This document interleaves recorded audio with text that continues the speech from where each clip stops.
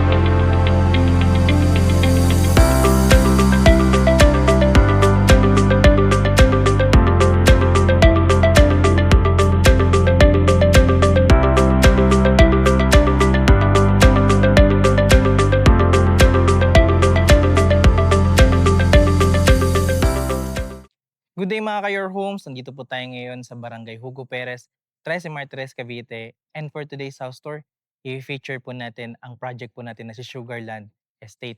So ang mga unit po itatayo natin dyan, isa po dito is yung napakaganda po nating unit na si Caramelo. Yan po yung nasa likod ko. Pero bago po natin yan i-feature, first, please make sure to subscribe sa aming YouTube channel and i-click nyo na rin po yung notification bell. Para whenever na mag-upload po kami ng panibagong mga YouTube house tours, maging updated po kayo dito at kayo po yung unang mga makakakita. Kami rin po ay nasa Facebook at TikTok at Instagram. So please click like and follow para maging updated po kayo sa aming mga postings. Again, ako po si Carlo Felices together with my team sa likod po ng camera. And welcome po kayo to another Your Homes house tour. Si Sugarland Estates po ay located sa Barangay Hugo Perez, Trece Martires, Cavite. Napaka-accessible po ng lugar. Kung mapapansin niyo po dito, pwede pong lakarin papunta po ng Governor's Highway. One ride po ito, PITX bus, isang van lang papunta ng Ayala. From highway, one PITX bus, nasa Manila ka na po. Kung gusto niyo naman po pa Ayala, isang van lang din po yan. Convenient po mag-commute dito. May mga jeep po sa highway, papunta po ng Dasmariñas, Cavite. 2 kilometers lang to sa SM13. 40 minutes ride lang din po ito pa Tagaytay. At 34 kilometers to Alabang via Daang Hari Road. Malapit na rin po sa location ng project ang shopping centers, hospitals, educational centers, golf courses. And at the same time po, mapapansin nyo sa project natin napakaaliwalas niya lang at maganda ang community. Sa mga private schools, meron po tayong 27 private schools, may 10 high schools po tayo sa area, may 4 colleges, may 3 private hospitals. Ang ating amenities din po dito sa Sugarland Estates ay kumpleto. Meron po tayong landscape entrance gate, may clubhouse, may swimming pool, may basketball court, may badminton court, paved sidewalks, storm drainage system, electrical facilities, interrelated water system, shade trees along the roads. Kaya po, isa po sa selling point talaga ng project nito is yung ating community at yung subdivision mismo. Charming po ang township natin dito. Perfect na perfect po para sa ating families. Ang unit natin na si Caramelo ay single detached kaya mapapansin nyo po sa ating unit. Meron tayong mga space sa unahan, sa dalawang gilid at sa likod. So lahat po yan meron ding bintana. And at the same time, meron po tayong typical lot area. O yung minimum na lot area po natin dito ay 120 square meter kaya napakalaki po nito. And at the same time, meron po tayong floor area na 82 square meter. Meron po itong 4 bedroom. Yung isang bedroom po natin dyan, nandito po sa baba para po sa maid's room natin. Yung 3 bedroom po natin sa second floor. Meron din po tayong 3 toilet and bath. Meron po kasing sariling toilet and bath si maid's room po natin. And at the same time, meron pong toilet and bath sa baba at sa taas. May service area po tayo, may living area, may dining area, may kitchen area, meron po tayong sala at kung mapapansin nyo po, meron pa po tayong parking dito. Kasya yung dalawa, depende po kung ano po yung sasakyan na meron tayo. And at the same time po, gantong-ganto na po yung pagkakadesign ng ating unit. Sobrang excited po ako ipakita to sa inyo. So ano pang hinihintay natin? I-house tour na natin to. So dito, As you can see, again, nakalimutan ko ngang banggitin kanina 'no, complete ang turnover natin, mamaya bubungad naman 'yan sa'tin. Pero ito po yung tinutukoy ko sa inyo na 120 square meter. Meron tayong space dito sa harapan, dito po yung space natin para sa parking. Pero bago natin pasukin yung loob, gusto ko po siyang ikutan kasi nandito po sa likod yung hiwalay yung kanilang maid's room. So dito, as you can see, meron talaga silang space dito.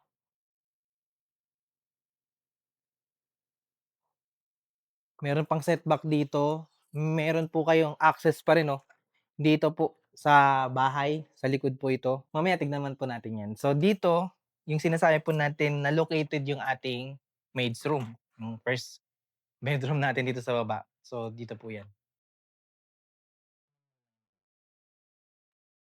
'yan. Ta's katabi po niyan yung ating toilet and bath naman po, 'yan para sa ating maid's room din. Minimal lang po siya and usable, 'yan. So ngayon, ito kaya nagkaroon siya ng 4 bedroom at saka 3 toilet and bath pero, naka-allocate talaga siya sa maid's room natin.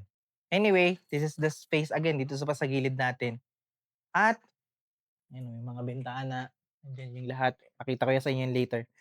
Pero ito na po yung parking natin. Um, ito pong shade na ito o yung ating bubong po dito, hindi po siya kasama sa turnover pero ito na yung idea na puwede niyong gawin 'no. Puwede niyo siyang palagyan ng bubong na ganyan para po dito sa parking area. So ngayon, inikutan lang natin yung bahay, pasukin natin ang loob. Tara.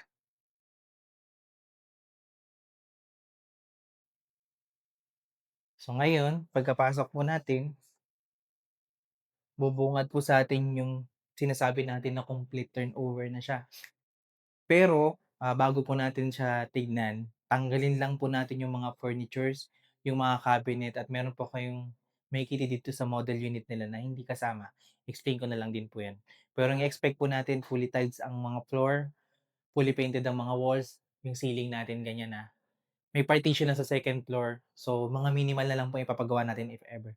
So, ito yung ginawa nilang parang hallway dito po sa ground floor, hindi po kasama ito sa turnover. Pero ito po yung puwede niyong gawing idea kasi ang ginawa nila, hiniwalay na po nila yung kanilang living area. Pasukin natin dito. So, dito nila ginawa yung living area. Puwede naman po na wala 'to 'no, tanggalin niyo lang po 'tong wall na 'yan. Ang laki po ng living area niyo. Pero dito sa living area nila ang idea na maximize po yung bintana nila dito. Meron silang nilagay na sofa dito na maliit, nandito yung TV. Ang ganda 'no, sineparate nila. And puwede niyo pong hindi lagyan ng partition ng ganito. So, para mas mukha siyang malaki, spacious. May idea lang siguro dito si client na gusto niya may specific na aircon para dito. Meron pa tayong space dito and then dito na natin makikita yung ating first toilet and bath dito sa ground floor. Yung sa first toilet and bath natin dito sa ground floor, you can see 'no, fully tiles na ang mga ano, walls. Painted din na ang ceiling, kumpleto na yung pagkaka-turnover. Itong mga 'to nakikita niyo maliban po dito, yung kanilang heater hindi po kasama 'yan. Pero yung mga fixtures po, toilet, lavatory, soap holder, yung shower kasama po 'yan. Pati po ito 'no, yung lagayan po ng towels and meron po tayong ventilation dito sa likod. So yun dito po, wooden na yung ating door kaya napaka-elegant na rin niyang tignan. And then paglabas natin, ayan bubungad pa rin sa atin yung space natin na sa living area, meron pa silang bintana dito 'no. Iba talaga 'pag single detached yung unit, pa-classic tignan. Anyway, so labas na po tayo again dito. Again this is the hallway 'no, na ginawa nilang idea. Naglagay sila ng konting design dito and dito na sa atin bubungad yung ating space para sa dining area. So minimal lang ginawa nila kasi naglagay nga sila ng partition diyan, pero at your own decision kung lalagay niyo siya diyan. Naglagay lang sila ng square na dining table with, ah 2 chairs 'no. Siguro ang idea nito is para sa mag-asawa 'no, puwede niyo 'tong gawin pero kasyang-kasya po sa unit na 'to because 82 square meter yung ating floor area kahit meron po kayong malaking dining table. Dito naman po located yung ating kitchen, dito sa kitchen countertop. Ganito na po yung turnover ng ating stainless sink at ganyan na po yung ating countertop. Yung mga cabinet po diyan, yan po yung hindi kasama sa turnover. So tanggalin lang again natin yung mga fixtures at yung mga cabinet, gano'n na yung ating turnover. Pero ang kagandahan nun makakapag-decide pa tayo ng kung anong design ang gusto natin dito sa kitchen natin. Anyway, this is just the idea, puwede niyo po 'tong gawin. May bintana pa po sila dito, oh. And then ito na po yung sinasabi ko sa inyo kanina na access natin 'no, papunta po sa service area. Gusto niyo pa maglagay diyan ng service area and again, dito po yung maid's room, 'yan. So, napunta natin 'yan kanina. Nakita po natin yung kanilang ground floor. Excited po ako sa inyo ipakita yung second floor 'no, tara. So, dito kapansin-pansin yung ganda na ng kanilang mga hagdanan. Wooden na siya at nakabakal yung ilalim. Ang ganda rin ng hand railing nila. So, ganito na po yung expect niyo sa turnover ng hagdan. Mas malaki po siya ng bahagya sa mga standard natin na space sa hagdanan. And then, kung mapapansin niyo meron po rin tayong bintana dito sa side na 'to para merong natural light na papasok habang tayo'y umakyat ng hagdan kahit hindi po nakabukas yung ating ilaw. So, dito puwede na po kayong maglagay ng chandelier katulad po ng ginawa nila dito, canvas, picture ng family. Ganda po ng space po na 'to. So, pag-akyat natin, makikita natin yung ating hallway pa rin at ganito na po yung turnover ng ating, sahig 'no, naka-vinyl na po 'yan. Yung 3 bedroom po natin dito complete na rin yung pagkaka-turnover at kasama po yung mga partition diyan. So, nandito po located yung 3 bedroom natin, tignan natin yung first bedroom nila. Dito po sa first bedroom, as you can see, ayan. So, ganyan po yung pagkaka-turnover. Tanggalin niyo lang po yung mga wallpapers at yung mga furnitures. Ganyan na po siya. Meron pa rin po siyang sariling bintana niya. Cabinet sa likod. So, kasyang-kasya po siya sa unang anak po ninyo. If ever po gusto niyo siyang gawing office, that's okay. So, dito naman po, dito located yung ating second toilet and bath. And as you can see po, malaki-laki pa rin po siya. Again, same lang po. Complete po yung turnover. Naka-tiles pati po itong mga walls. Ceiling fully painted. Furnitures nandiyan po siya. So again, wala lang po yung mga cabinet natin. Gano'n na gano'n na po yung pagkaka-turnover nito. Ganda po. Ito naman po yung kanilang second bedroom.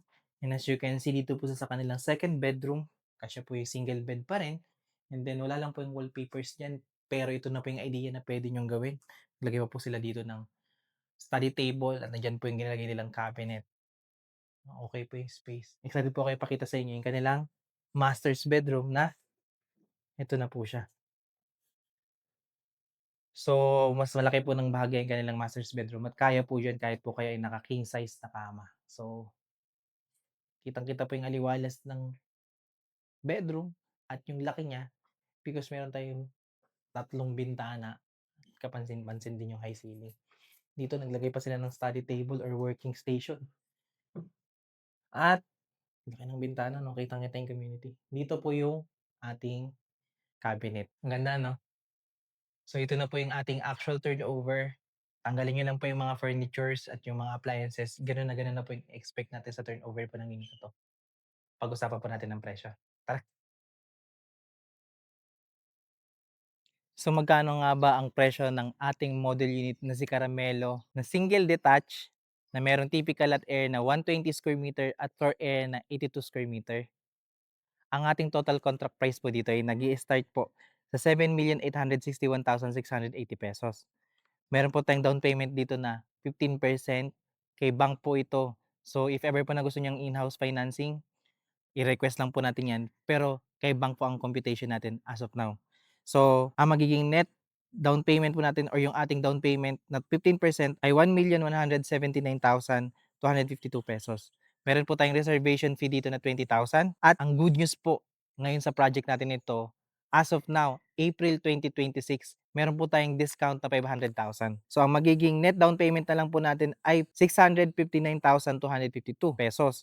And at the same time po, 18 months to pay po ito, which is 36,625 pesos per month. Ang ating loanable value naman po na 85% ay magiging 6,682,428 pesos. So, meron po tayong 25 years to pay, ito po ay magiging 47,230 pesos. Ang ating required income naman po dito ay magiging 157,433 pesos. Dito po sa computation na ito, ang interest po ng bank natin dito ay 7%. So, in case po na makakuha tayo ng mas mababang interest sa bangko, mas mababa po yung ating monthly. So, in case po na hindi kayo pasok sa required income, puwede naman po akong co-borrower, pag-usapan po natin 'yan sa mga inquiry ninyo. Pre-selling po ang mga unit natin dito, so 'pag nakabayad na po tayo ng 12 months or 1 year sa down payment, mag-i-start na rin po ang construction sa bahay. Ito po ay nagla-last ng 6 to 8 months. And at the same time po, bago po matapos yung ating down payment, 18 months po kasi yung down payment natin 'no, so mga 16 months ang developer natin ay mag-aasa ng requirements para i-process yung loan natin kay bank. So ang magiging turnover po ng ating mga unit ay estimated 2 years. So kung gusto niyo po magpa-pre-tripping po sa'min sa napakagandang project po na ito, you can contact us sa number po na makikita niyo sa screen. Kaya kung ikaw ay naghahanap ng property na located dito sa Trece Martires, Cavite, yung nakita niyo naman sa labas kung gaano siya kalapit sa mga establishments na kailangan din sa pang-araw-araw. SM, napakalapit na lang diyan. With upscale community, may napaka-modern na unit. Perfect na perfect dahil may malaking space para sa iyong family. Check niyo na po ito. Hindi pa po kayo nakasubscribe sa aming YouTube channel, please subscribe, click like, and follow na rin para maging updated kayo sa mga bago naming i-feature na bahay kagaya po nito.